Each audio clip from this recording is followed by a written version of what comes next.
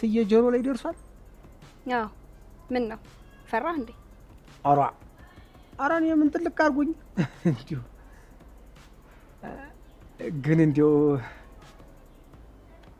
በጋሽም አይፈረድ ሸጋነሽ ያራባክ እንዲሁ ሙዋሽት ምን ያረጋል እንዲሁ ጋሽ ወዱ አይደለም ተንግዲህ አልፈርድበት ሰማሪ ጋሽ ውበት የሚያታልለው ሰው አይደለም ውበት አያታልለው እና እንግዲህ አስደግመሽበት ነው አሁን ልግባ ወይስ አራት እየተፈቀደች ግቢና እንግዲህ ችግርም ታለ አለን ድምጥ አሰሚ ችግር የለም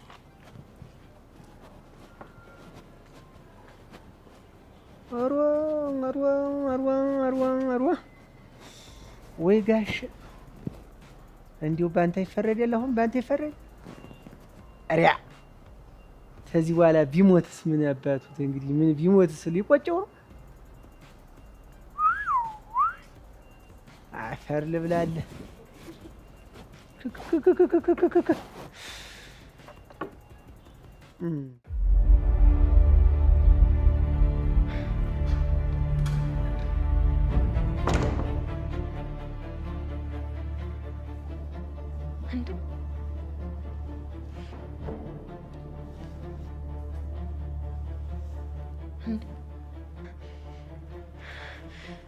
ሰላም ዳጣ እንዴት ነሽ? አይንሽን በጨዋታሽ ትመጫለሽ። ሰላም አይንሽን በጨዋታሽ ትመጫለሽ። እኔ ጋሽን ለመጠየቅ ነው የመጣሁት። ይኸውልሽ ሰላም እዚህ ቤት ያለው ችግር ይበቃናል። ቆይ አንቺ ከዚህ በላይ ምን ፈለግሽ? ይኸው እንደምትፈልጊው ሆነልሽ አይደለ ቤቱ? ቆይ ምንድን ነው የምትፈልጊው? አንቺ ፍላጎትሽ ምንድን ነው? ይኸውልሽ ሰላም ምንም ነገር ሳይፈጠር ከዚህ ቤት ለቀሽ ውጭ። ቆይ አንቺ መሞት ፈልገሻል እንዴ?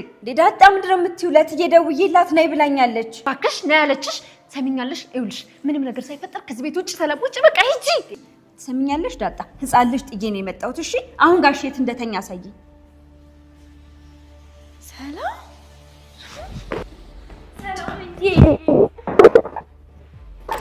ወይዬ እንዴት ነሽ? ነኝ ተርቦት ዋ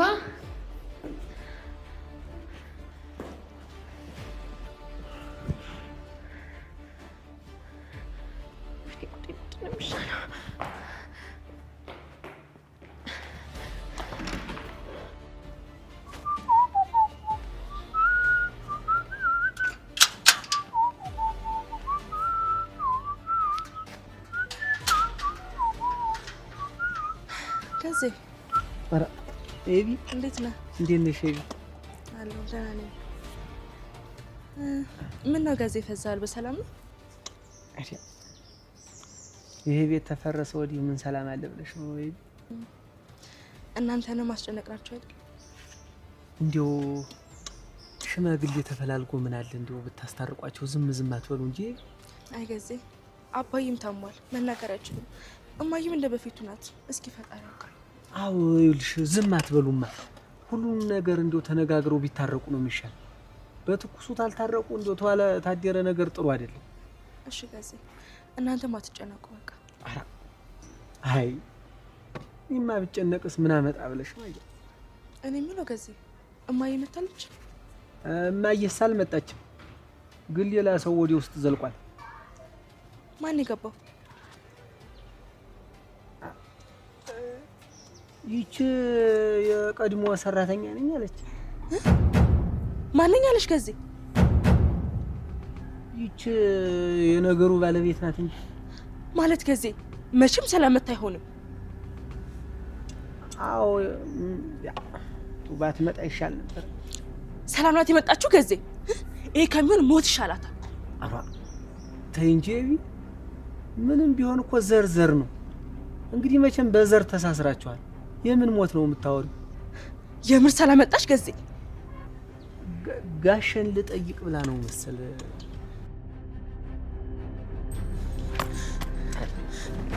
አረ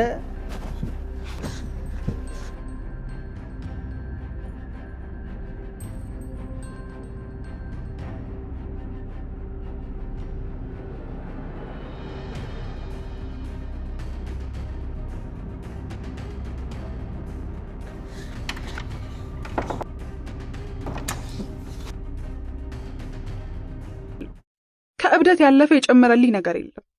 ጤነኞቹ እብድ ናት ብለው እስኪደመድሙ ድረስ። አላስጨረሰኝም። ከት ብሎ ሳቀ።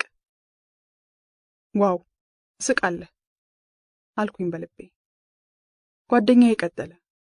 ልክ ያሰብኩትን እንደሰማ ሁሉ መስማትማ ልቅም አድርጎ ሰምቷል። እንዴት አልስቅም? ለዘመናት ስስቅ ነው የቆየሁት። ትጠይቂያለሽ? እየሰማሽ ያለሽ ይመስልሻል። ሰምተሽ ግን አታውቂ። ለመስማት እየሞከርሽ ነው ያለሽው። ከምድራዊ ጥያቄ ትንሽ ፈቀቅ ያለ ጥያቄ ስለጠየቅሽኝ እድገትሽን መስፋትሽን የጨረስሽው መስሎሻል። አልጀመርሽውም። ወጋገኑን አይተሽዋል። ሙሉ ቀለሙን አላየሽውም። ሹክሹክታውን ሰምተሽዋል። ሙሉ መልእክቱን ገና አላዳመጥሽውም። በሩ ላይ ደርሰሻል። አልገባሽም። ስትገቢ መሞከር የለም፣ መጠየቅ የለም፣ መልስ የለም። ሁሉ አካላትሽ እንደ ጆሮ ያዳምጣል፣ ይረዳል፣ ያስተውላል፣ ይኖራል። አይጋጭም፣ አይደባደብም። በጥያቄ ራሱን አያደክምም። እጅ ይሰጣል፣ አርፎ ቤቱ ይቀመጣል። እውነተኛ ማንነቱን ይረዳል። ለምድራዊ ኑሯችሁ መጠየቅ ሊጠቅም ይችላል። ወደ ውስጥ ከገባሽ በኋላ ግን ፋይዳውን ብዛም ነው። ሕይወትን በጥልቀት ለመረዳት ወደ ውጪ የሚጠየቅ ነገር እንደሌለ ትረጃለሽ። መጠየቅ ራሱን የቻለ የመጨበጥ፣ የመያዝ፣ ለራስ ለማድረግ የመመኘት አባዜ እንደሆነ ይገባሻል። ትለቂዋለሽ። ስትለቂው ላንቺም ለሁሉም መረዳት ይሆናል። ይሄንን የመልቀቅ ሐሳብ መቼ እንደተረዳሽ ታስታውሻለሽ? ጥያቄ አልጠበቅኩም። ትንሽ ግራ ተጋባው። እኔ ላስታውስሽ፣ እጅሽ ላይ ያፈንሽው ሳይሆን የለቀቅሽው ያንቺም የሁሉም እንደሆነ የገባሽ ከዓመታት በፊት ከምትወጁ ሰው ጋር ስትለያይ ነው። ኦ ሄኖክ፣ አንሾካሾኩኝ። ትክክል። የገባሽ ነገር በጣም መሰረታዊ አካሄድ ስነ ስርዓት ነው። ወደሽዋል። ነገር ግን ከነበርሽበት ሁኔታ አንጻር ፍቅራችሁን አፍነሽ እንዳትገዩ ፈርተሻል። እሱንም እንደተጫንሽው ታውቆሻል። ስለዚህ እንደ ርግብ ለቀቅሽው። መልቀቅሽ ከመያዝ የበለጠ ዋጋ አለው። ውስጡ እምነት፣ ብርታትና ዕውቀት አለው። አንደኛ ማንም ሰው የማንም ንብረት ወይም ሀብት አይደለም፣ የራሱም ጭምር። ሰው አንድ ቦታ ላይ ታፍኖ የሚቆይ ተንቀሳቃሽ ሀብት አይደለም። የኔ አይደለም ብለሽ ለህይወት ስትለቂው በመልቀቅ ውስጥ የበለጠ እንደምታገኙ ሳታውቂው ገብቶሽ ነበር። ያ መረዳትሽ የበለጠ ሲገለጽ ወዳጅሽ መሄድ ነበረበት። የሰጠሽው ነፃነት ጥልቀት ወደ ሌላኛው ዓለም የሚሸኘውን አስፈላጊ ኃይል ሰጠው። ነፍሱ ያንን ኃይል ነበር የምትጠብቀው። በዚህ ዓለም እንግልት ካንቺ በባሰ መልኩ ራሱን አጎሳቅሏል። ስለዚህም ስጋው መቆየት በቅቷት ነበር። ግን ከመሄዱ በላይ ዋናው ቁም ነገር የነበራችሁን ፍቅር ታፍኖ እንዳይሞት ስትለቂው እሱ ደግሞ በሌላ መልኩ አሳደገው። አንቺንም የከበደውን ስጋውንም ለቀቀ። ከዚህ ዓለም ድካም አረፈ። የተካፈላችሁት ጥንካሬና ብቃት ግን ማንነታችሁን በተለያየ መልክ ያሰፋዋል። በመሞቱ የጥፋተኝነት ስሜት በመሰማት ፋንታ እጥፍ ኃይል ሰጥቶሻል። ከቆምሽበት እንድትስፈነጠሪ ያግዞሻል። ሕይወትሽን በብዙ መልኩ ቀይሮታል። የተሰጠሽ እርሾ በጥሩ መልኩ አብላልቶሻል። 2 ከረጅም አድካሚ ጉዞ ይልቅ እጥር ምጥን ያለ ጥራት ያለው አብሮነት ዋጋ አለው። አብረው በመቆየት የሚካፈሉት ምንም ይሁን ምን የሚያድጉበት የሚቆዩበት ጉዳይ ከሌለ መላቀቁ ይመረጣል። 3 በወቅቱ መለያየት ያለው ጥቅም ያላችሁ ወዳጅነት ጣዕሙን ሳያጣ ሳይቆመጥጥ ያለፈውን በጥሩ አይን እንድታዩት ያደርጋችኋል። ሲብስ ግን ችክ ብሎ ያለፈ ቀን ላይ መንጠልጠሉ ዛሬን ይገድለዋል። ያኔ ትላንትም ዛሬም ነገም ትርጉም ያጣሉ። ምክንያቱም ትላንትንም ነገንም የምትኖሩት አሁን ዛሬ ላይ ነው። ቀልቤ መጀመሪያው ሐሳብ ላይ ቀርቷል። እኔ የራሴ እንኳን ካልሆንኩኝ ታዲያ ማን ነኝ? ጥያቄው ጭንቅላቴ ላይ ውልብ አለ። ችግሩ እሱ ነው። ማንም የማንም አይደለም፣ ራስሽን ጨምሮ። ልክ እሱን ስትረጂ የእኔ ስለሚለው መንገብገብ ያለሽ ግንዛቤ ሲሰፋ ሌላ መረዳት ይኖርሻል። እሺ ምን ማድረግ አለብኝ? ምንም የሚደረግ ነገር የለም። አንቺ ራስሽ ማድረግ ካልፈለግሽ በስተቀር አርፈሽ ኑሪ። ለማስተዋል ለማድረግ አትሞክሪ። አስተውይ። መኖር የሚከብዳችሁ መቆጣጠር፣ መጨበጥ፣ የራስ ማድረግ ስለምትወዱ ነው። መሞከር ትወዳላችሁ። ዝም ብላችሁ ኑሩ። እንዴት ነው እንደሱ የሚኖረው? 1. ማድረግ የምትፈልጊውን ማወቅ። እያንዳንዷን እርምጃ በጥልቀትና በጥራት እያጤኑ መራመድ። ለምሳሌ ተራራው ላይ መውጣት ከፈለግሽ መፈለግሽ በቂ ዕውቀት ነው። ከመቀመጫሽ ስትነሺ ጫማሽ ከመሬቱ ሲያርፍ እያንዳንዷን እርምጃ ስትራመጂ ከልብ አስተውይ። እያንዳንዷ እርምጃ ተራራው ላይ የመድረስ ያህል ቁልፍ ናት። ተራራው ላይ የመድረስ ያህል እያንዳንዷ ትንንሽ ሂደትና እርምጃ በራሷ የመጨረሻ ውጤት ናት። ያንን ስትረጂ ስለመድረስ ስለማሸነፍ ያለሽ እይታ ይቀየራል። እያንዳንዷ ትንንሽ ነጠብጣብ ናት መስመር ሆና ቅርጽ ሰርታ ቀለም ይዛ ድምጽ አውጥታ ትልቅ ነፍስ ያለው የሚተነፍስ ህይወት የምትፈጥረው። ለነዚያ ትንንሽ ኢምንት መሳይ ነጠብጣቦች ቦታ በሰጠሻቸው ቁጥር የስዕሉን ውበትና ጥራት ይጨምረዋል። በተንጋደዱና በተዛቡ ቁጥርም እንደዛው ትልቁን ስዕል ያበላሻሉ። ማወቅ፣ መድረስ፣ ማሸነፍ፣ መቻል፣ መብቃት ያለው እያንዳንዷ ጥቃቅን የማታስተውያቸው እርምጃዎች ውስጥ ነው። በእርግጥም እዚያ ከደረስሽ የመጨረሻ ያልሽው ግብ ጋር መድረስ በጣም ቀላል ነው። የመጨረሻ ከፍታዬ ያልሽው ግብ ሳይቀር እንደገና ታፈርሹና ታሻሽዋለሽ። በቀላል ምሳሌ ለማስቀመጥ ያህል በደምሳሳው ምኞትን እንየው። ጽንስ እያለሽ ከውጭ ያለውን ዓለም የማየት ጉጉት ነበረሽ። ወደዚህ ዓለም መጣሽ። በጥቂት ወራት ውስጥ መዳህ ፈለግሽ። ዳሽ። ከዚያ ደግሞ የመቆም የመሄድ ፍላጎት ኖረሽ። ቻልሽ። ምኞትሽም አደገ። ትንሽ ከፍ ስትይ ቆንጆ መጫሚያ ፈለግሽ። እሱንም አገኘሽ። አደግሽ። የተሻለ ተመኘሽ። አገኘሽ። መመኘትሽንም ማግኘትሽንም ረሳሽው። የምኞትሽን ትልቅነት ወይም ትንሽነት መመልከት አይደለም ነጥቡ። ዋናው ጉዳይ ትልቅ የመጨረሻ ጫፍ ብለሽ የሰቀልሽው ግብ ለሚቀጥለው ፍላጎትሽ መነሻ መርገጫ ጫማ መሆኑን መረዳት ነው። ዋው! አፌን እንደከፈትኩ ነኝ። ይሄ ጓደኛዬ ከመሄዱ በፊት ግን ብዙ የህይወት አንገብጋቢ ጥያቄዎች አሉኝ። የሚሰጠኝን ጊዜ ለመጠቀም ጓጓው። በህይወት ዘመን አንዴ የሚፈጠር አጋጣሚ ቢሆንስ? የመስማት አቅሜ ድጋሚ ባይመጣስ? አሰብኩ። ቁልፍ የምላቸው የህይወት ጥያቄዎች ጠፉብኝ። አሁንም ስለሌላ ጥያቄ አታስቢ አለኝ። ጭንቅላቴን እያነበበ ነው። አታስቢ፣ ዝም ብለሽ አድምጪ። ማድመጥ ስለጀመርሽ ብቻ ነው አሁን ይሄንን የምትሰሚው። ሰዎች ጆሮ ብቻ የሚሰማ ይመስላችኋል። ከከፈታችሁት ሁለመናችሁ እንዲሰማ፣ እንዲያይ፣ እንዲቀምስ፣ እንዲለይ፣ እንዲያሸት ሆኖ ነው የተሰራው። አጉል አባከናችሁት። ሁለመናሽ ጆሮ እስኪመስል ማዳመጥ ከቻልሽ ያኔ በቃ መኖር ጀመርሽ ማለት ነው። በእናንተ አባባል ጨረሱ ትሉታላችሁ። ስጋሽም ሆነ መንፈስሽ በጥልቅ ማየት፣ መቅመስ፣ ማሽተት፣ መስማት፣ መዳሰስና መለየት ይችላሉ። መፍቀድና መክፈት ግን ያንቺ ምርጫ ነው። አቅማችሁን ያለማወቅና ያለመጠቀም ጉዳይ ነው። የሆነ ነገር ጭንቅላቴ ላይ ይመላለሳል። ብዙ የምጠይቃቸው ነገሮች እኮ ግን አይሳኩም። ለምን ይሆን? አሁን እንዳለው ተሰጥተውን መቀበል ስላቃተን ከዋናው ፖስታ ቤት እየተመለሱ ነው እንዴ? ግን ደግሞ ብዙ ናቸው። በሐሳቤ ጥያቄው ይመላለሳል። በዩ ጠይቅኝ። መጠየቅ እንደማይታክተኝ ገብቶታል።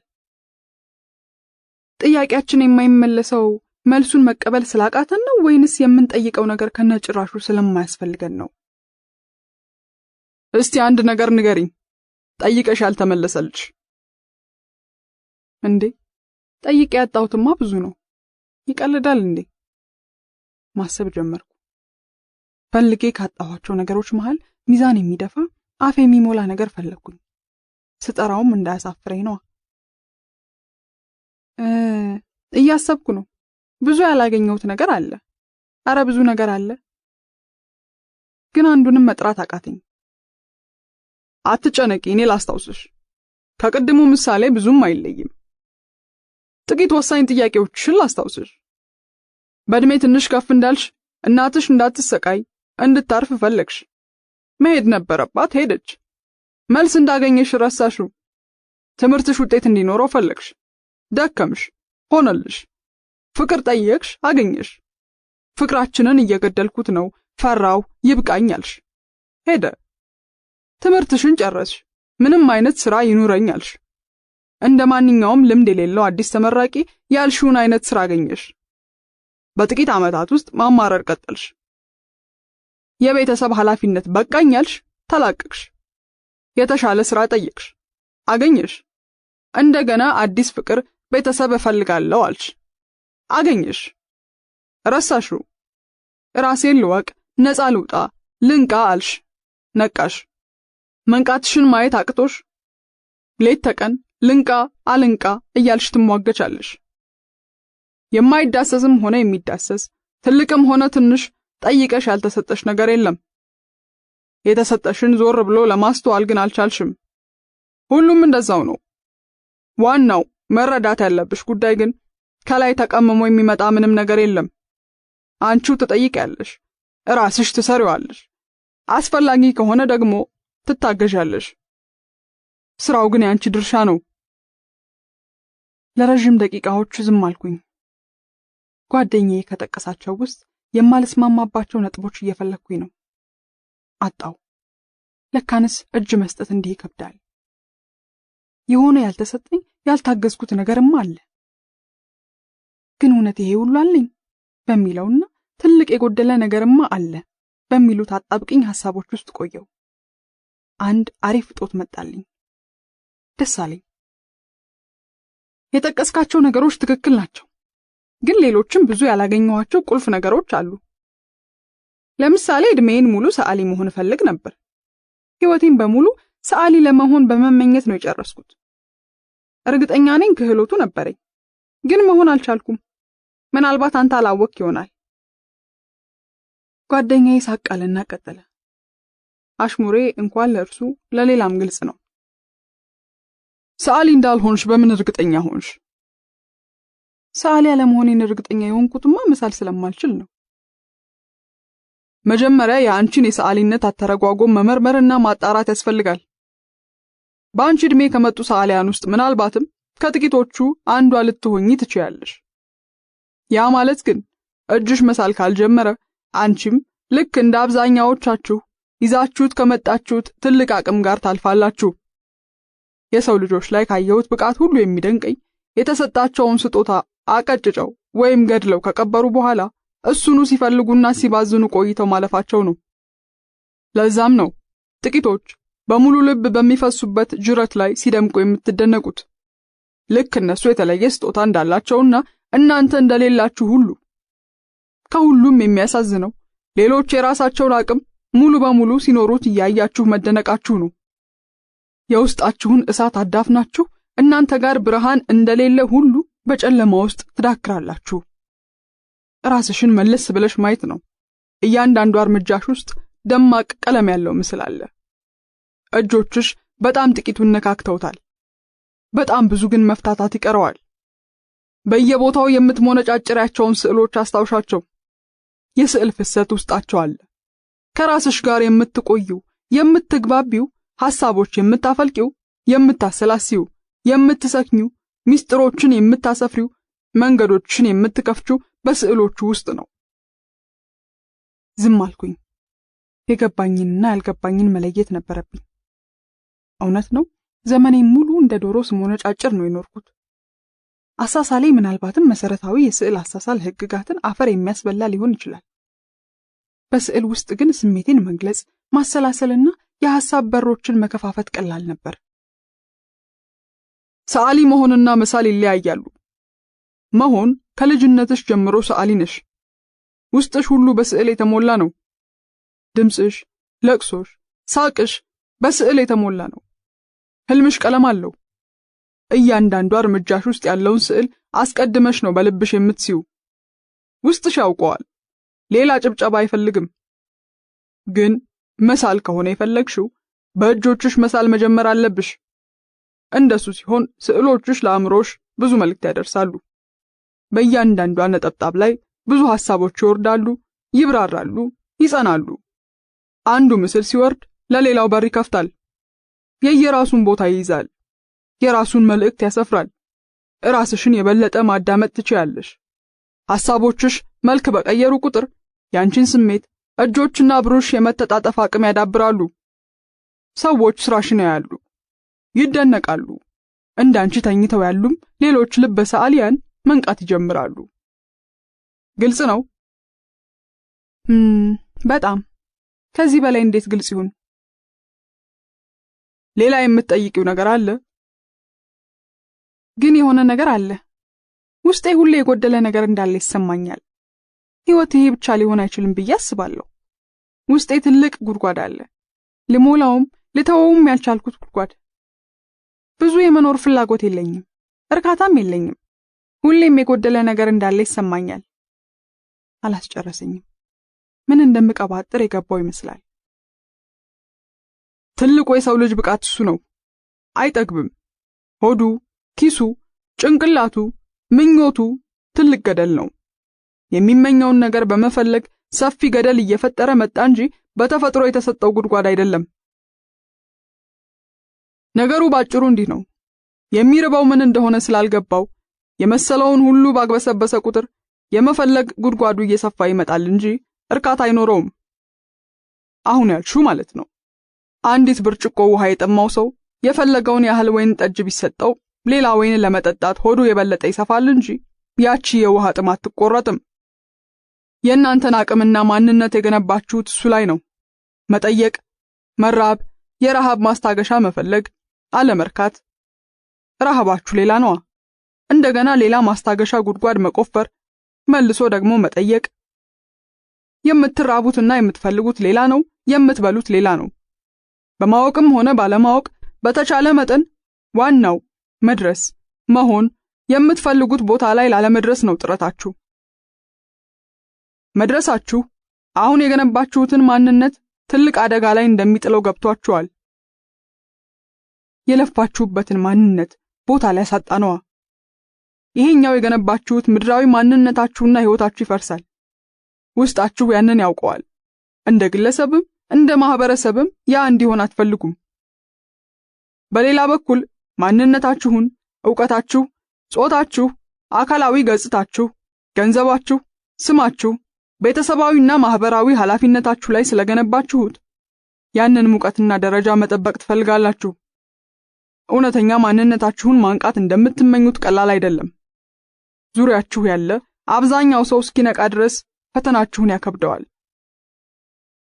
ያንን አትፈልጉም። ይልቁንም ብዙሃኑ ጋር እየተሟሟቃችሁ አብራችሁ መኖር ትመርጣላችሁ። መንቃት ከመረጣችሁ ግን በድሮ ማንነታችሁ ጣዕም ያጣችሁበት ነገር ሁሉ ከእንቅልፋችሁ ስትነቁ ትርጉም ይሰጣችኋል። ከጀማው ትለያላችሁ። ዋናው መንገድ እስክትገቡ ማንነታችሁን ፈትሻችሁ እስክታገኙ እስክታስታውሱ ድረስ መንገዱ ከባድና ውስብስብ ነው። ይሄ መንገድ የግል ነው። ምናልባት ጥቂት አጋዥ ታገኙ ይሆናል፣ ግን ብዙ አይሸኛችሁም። ያመላክታችኋል። መሄድ ግን የእናንተ ኃላፊነት ነው። የምትመኙት ቦታ ላይ ለመድረስ የሚወስደው ጊዜ ሊለያይ ይችላል። ዋናው ቁም ነገር የምትፈልጉትን ነገር ምንም ይሁን ምን በትክክል ለይቶ ማወቅና እያንዳንዷን እርምጃ ልክ እንደ አዲስና እንደ መዳረሻ መራመድ ነው። ያኔ የመድረስን ትርጉም ትቀይሩታላችሁ። ሌሎች አጃቢ ፍላጎቶች እየጠሩ ሲመጡ ወደ ራሳችሁ መመለስ ትችላላችሁ። እዚህ ለመድረስ ግን በየመንገዱ የምትጠይቁትና የምትወስዱት ብዙ ነው። ኃይል፣ ስልጣን፣ ዕውቀት፣ ውበት፣ ገንዘብ፣ ፍቅር፣ ጭብጨባ፣ ዝርዝሩ ብዙ ነው። የሰማሁትን እያብላላሁ ቆየሁ መሰለኝ። ብርሃኑ ከተጨፈኑ አይኖቼ እንደራቀ ገባኝ። ጉዳዩን ጨርሶ ሄዷል። ለመሰናበትም እድል አልሰጠኝም። ትቶልኝ የሄደው ሙቀትና መረዳት ግን ትንሿን ቤት አልፎ ለፈጢራ እንደሚተርፍ ይታወቀኛል። ያልገባኝ እስኪገባኝ የገባኝ የበለጠ እስኪዋሃደኝ ከመፍቀድ ውጪ ምንም ስራ አልነበረኝም። ለምን ያህል ደቂቃዎች በዝምታ ውስጥ ተጠቅልዬ እንደቆየው እርግጠኛ አይደለሁም። ፋሲካም ከራሷ ጋር መቆየት ነበረባት። የቀዳችልኝ ሻይ እንደ ውሃ በርዷል። አይኖችን ስገልጥ ፋሲካ በመገረም እየተመለከተችኝ ነበር። እንኳን በደህና ተመለስሽ። ጋቢ ነገር ልደርብልሽ ነበርኩ። ለዝምታዬ ይቅርታ መጠየቅ አላስፈለገኝም። ፈገግ አልኩኝ። አሁን እንዴት ነሽ? ምን ይሰማሻል? አዲስ አይነት መስከን ነው የሚሰማኝ። ከዚህ በላይ በቃላት ማብራራት አልፈለኩም። ማለፊያ ሁለተኛውን ገጠመኝን ሌላ ቀን ነው የማጫውትሽ። በጣም ደስ ይለኛል። እንደዚህ መሬት ይዘሽ ስላየውሽ ደስ ብሎኛል። ፊቷ ላይ ያለውን መገረምና ደስታ አየሁት። ብዙ የምትለው አልነበራትም። የጉዞዬን ክፍል 2 ለመስማት ከመጠበቅ ውጪ። ጨዋታችን ከአካሚና ታካሚ ውጪ እንደሆነ ሁለታችንም አውቀናል። ቀጠሮ ይዘን ተለያየን።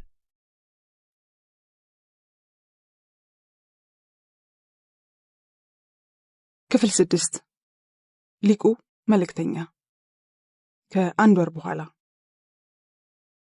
በረጃጅም እግሮቹ ቁልቁል የሚራመድ ዘንከትካታ የመስከረም ዝናብ በፀሐይ ታጅቦ ይደንሳል።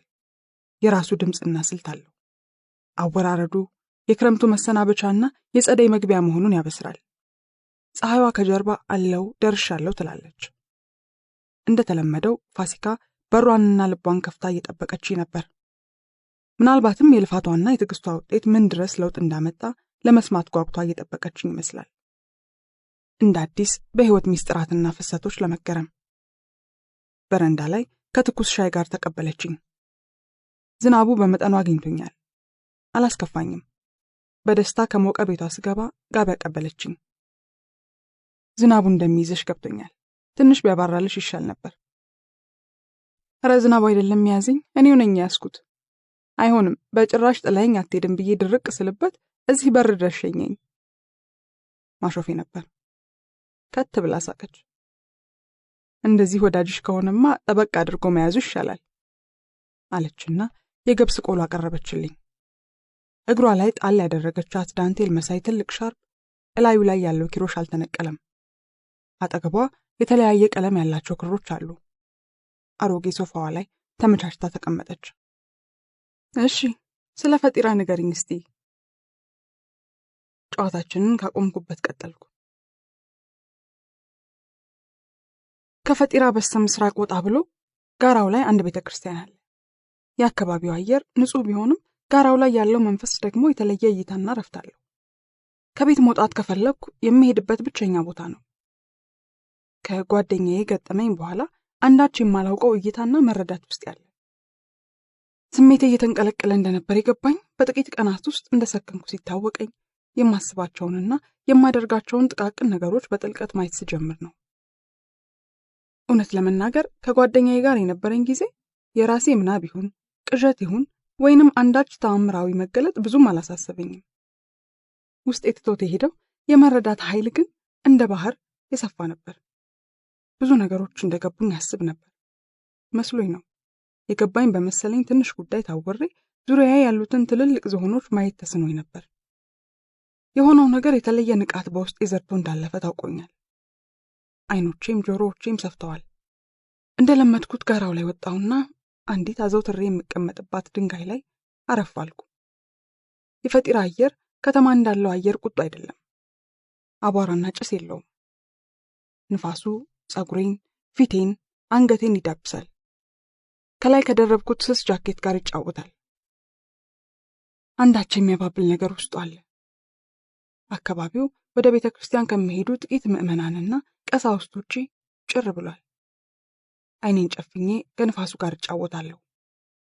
የት እንደሚወስደኝ አላውቅም፣ ግን እየወሰደኝ እንደሆነ ግልጽ ነበር። አብሬው ከመራቄ የተነሳ የት እንዳለው ለማስታወስ አይኖቼን ገልጬ ዙሪያ ገባውን ማስተዋል ሊያስፈልገኝ ይችላል።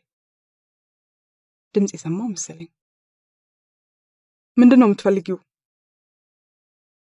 ጆሮዬን እየተጠራጠርኩ ወደ ኋላ ይዞርኩ። በቅርብ ርቀት አንድ 60ዎቹ መጨረሻ ላይ ያለ የሚመስል ሸንቃጣ ጎልማሳ ቁጭ ብሏል። ገረመኝ። መሬቱ በቅጠሎች ከመሙላቱ የተነሳ እንኳን አዋቂ ሰው ድመትም ኮሽ ሳታደርግ ማለፍ አትችልም። አስተያየቴ ብዙ ጥርጣሬና ፍርሃት ነበረው። ሰውየው ስሜቴ ገባው መሰል እንደ ማረጋጋት እያለ አይዞሽ አትፍሪ፣ እዚህ ድረስ መጥቶ መፍራት አለ እንዴ? ምን ፍለጋ መጣሽ ብዬ ነው የጠየቅኩሽ። አንተ ራስ ምን ፍለጋ መጣ ብለው ተመኘው፣ ግን አላልኩትም። ንጹህ አየር ፍለጋ። ጥሩ ነው፣ እሱን ብቻ ፍለጋ የመጣሽ ግን አትመስይም። ልክ የጀርባ ታሪኬን የሰማ የሚያውቅ አይነት። ምን ፈልጌ የመጣው መስላለሁ? እኔ ምን አውቃለሁ? እሱ ድንጋይ ላይ በተለያዩ ቀኖች አይቼሻለሁ። እኔ ብዙ ጊዜ ስለምመጣ የጫካው አሳላፊ ነኝ አለኝ፣ እንደመቀለድም እንዳለመቀለድም እያደረገው። የምለው ምንም ነገር አልነበረኝም።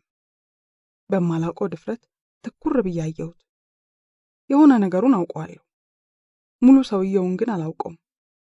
ልክ እንደ መርማሪ ፖሊስ አንድ በአንድ አጠናሁት። ጨረስኩ። የሚያስፈራ ሰው አይደለም። ዝም አልኩኝ። በግልጽ የማይሰማ ነገር እያጉተመተመ መጥቶ አጠገቤ ያለች አይናማ ድንጋይ ላይ ተቀመጠ። እንኳን ደህና መጣሽ፣ ሊቁ እባላለሁ አለኝ፣ ፊቴን በአይኑ ገረፍ እያደረገ። ከየት ወዴት እንደመጣው ግራ ገባኝ። ከአዲስ አበባ ወደ ፈጢራ ነው? ከፈጢራ ወደ ተራራው? ከተራራው ወደ ራሴ ነው? ብቻ ግልጽ አልነበረም። ለምን እንደሆነ ባይገባኝም ከጥቂት ቀናት በፊት ከጓደኛዬ ጋር የነበረኝ አጋጣሚ በተደጋጋሚ አእምሮዬ ውስጥ ይመላለሳል። ወደ ሌላ ቦታ ይወስደኛል። ከመዘላበድ ተቆጠብኩ። ያለምንም ፍርሃትና ማብራሪያ ፊቱን እንደ ልጅ ትኩር ብዬ ማየት ቀጠልኩ። ባየሁት ቁጥር ፊቱ እየፈካ መጣ። በዚህ ዓለም ላይ የሄደባቸውን ረጃጅም መንገዶች የሚመስሉት የግንባሩ ሽብሽቦች እየደመቁ መጡ። አንተ ምን ልታደርግ መጣ? ሳላስበው ቃሉ ከአፌ ያመለጠ። ንጹህ አየር ልወስድ እንደማፌዝ መለሰልኝ። ፈጢራ ምን እግር ጣለሽ? ጠየቀኝ። ህይወት በደመ ነፍስ የወጣ መልስ ነበር። በጣም ጥሩ ነው። ቆይታሽን ወደድሽው? አዎን፣ ቆንጆ ነው። እዚህ ነው የምትኖረው? አዎ፣ ባጭሩ መለሰልኝ። እሱ ስላለው ነው እንጂ የፈጢራ ከተማ ሰው እንዳልሆነ ግልጽ ነው። ዛሬ ጥሩ ነቅተሻል አለኝ፣ ልረዳው ባልቻልኩት ድፍረት። ያለው በራስ መተማመን ለዘመናት የሚያውቀኝ ነው የሚመስለው። የማን ነው ደፋር? ምን ማለት ነው? ሌላ ቀን ተኝቼ ነው ያየኸኝ አልኩት። እኔም መዳፈር ነበረብኛ። አዎ አለኝ በከባድ ሀገር በቀል በማይመስል ድፍረት። በየትኛውም የሀበሻ ታሪክ እንዲህ አይነት ልክ መነጋገር አልተለመደማ፣ ተራ የመንደር ቧልት ካልሆነ በስተቀር። የበለጠ መናደድ ፈለግኩኝ፣ አልቻልኩም። ለመናደድ ባለመቻሌ የበለጠ ተናደድኩ። እንዴት በተደፈርኩ ባይነት ስሜት እንኳን መናደድ ያቅተኛል? ደክሞሻል? ከተቀመጠበት ተነሳ። አልደከመኝም። ደክሞኛል ብዬማ እጄን አልሰጥም። ሞቻለሁ። ማን? እኔ? ድካም እንኳን እቺን ጋራ ይቀርና ራስ ዳሽንም ላይ ሻይ ለመጠጣት ወጥቻለሁ አይነት። ይህንኛውን ጉርምስና እኔም በውል አላውቀውም። ነይ ከቤተ ክርስቲያኑ ጀርባ ቆንጆ ቦታ አሳይሻለሁ። እዚህ እይታው ብዙም ክፍት አይደለም አለና መንገድ ጀመረ። በሆዴ ግልጽ ያልሆነ ነገር እያጉረመረምኩ ተከተልኩት። የኔን እርምጃ 2 እጥፍ በሚያስከነዳ መልኩ ዘና ብሎ እየተራመደ እንደ ቡችላ አስለከለከኝ። አካሄዱ ልክ ቤቱን የሚያስጎበኝ አባወራ ነበር የሚመስለው። ቤተ ክርስቲያኑን እንዳለፍን ብዙም እግር ያልበዛበት የጋራውን ከፊል ገጽ አገኘን። ለምንድን ነበር ግን የምከተለው? ራሴን ጠየቅኩ። መጨረሻውን ለማየት? መልሼ ራሴን መጠየቅ ቀጠልኩ። ለምንድን ነበር የማልፈራው? የትኛውም ጤነኛ ሴት ለመናፈስ ብላ ብቻዋን ጫካ ለጫካ አትሄድም። በደህና ቀን ማበድ ጥቅሙ ይሄ ነው። ጫካ ከመውጣቷን በላይ ሌላ እንግዳ ሰው ወንድ ተከትላ እየተነዳችም አትሄድም፣ ጠቅልላ ካላበደች በስተቀር። ጠቅልዬ ማበዴን እርግጠኛ ሆንኩ። ምንም አይነት የፍርሃት ሐሳብ ውስጥ የለም። መፍራት ግን ፈልጌያለሁ። ለምንድን ነው የማልፈራው? በማላውቀው ከተማ፣ ጫካ፣ እንግዳ ሰው። ለምንድን ነው ግን የማልፈራው? ፍርሃት የት ሄደ? ፍርሃት ምን ነካው? እሱም ፈርቶ ትቶኝ ሄደ? ከራሴ ጋር እየተጨቃጨኩ ነው። እርግጥ ነው በትንሽ ትልቁ ባልፈራም እንደዚህ ግን ደፍሬ አላውቅም። ፍርሃት የሚያስፈልግበት ቦታ ላይ አይደለሽም። አትፍሪ አለኝ። ልክ ጭንቅላቴ ውስጥ ያሉትን አክቲቭ ፋይል ሲያነበበ ይመስል። ኦ ዝም አልኩ። ገለጥ ያለ ኮረብታ መሳይ ጋር ስንደርስ ይህን እንድታዩ ነበር የፈለግኩት። ዙሪያ ገባውን በደንብ ማየት ትችላለሽ አለ። ቦታው እውነትም እንዳለው ልብ የሚገዛ ነበር። አረፍ አለን። ዝም አለ። እኔም ፈጢራንና አካባቢዋን ቁልቁል እያየው ዝም አልኩኝ። አንዳች ደስ የሚል መቅለልና መፍታታት እየተሰማኝ መጣ። አመሰግናለሁ አልኩት። ምንም አይደል፣ ትንሽ ጊዜ ውሰጂና ሲበቃሽ እንወርዳለን